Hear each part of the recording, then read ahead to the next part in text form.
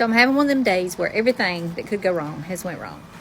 I've been craving some pulled pork, and so I told my husband, since I'm off today, I'm going to go buy a Boston butt and smoke it on the pit boss. Hadn't had that in a long time, haven't used it in a long time.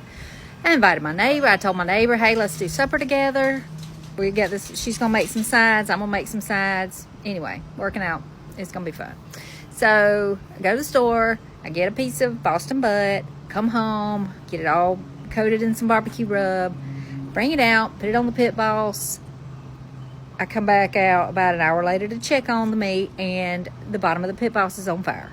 So I'm like, oh shit. So I run back in the house, get a pan, come out here, get the meat off, take it in the house. I decide just to cover it in foil, and I'll put it in the oven for a little while until we figure out what's going on with this pit boss. So there was a vent on the side that was closed, or I think it was open and should have been closed, so it was letting too much drippings go in the bottom. So we figured that out, turn it back on, let it burn for about an hour, and it didn't catch back on fire. So then I decided, okay, I'm going to try putting my meat back on there.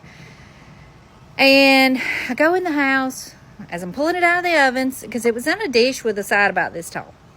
But I didn't realize how much grease would have cooked out of that meat already. So as I'm pulling it out of the oven, it splashes on my legs and spills all over the oven door. So by this point, I'm like about ready to give it up, throw in the towel, and order some meat from a restaurant. Because for some reason, it ain't working out for me today. This is not my day.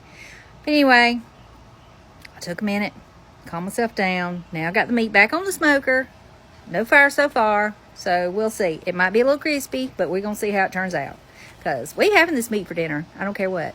It's on. It's going to happen.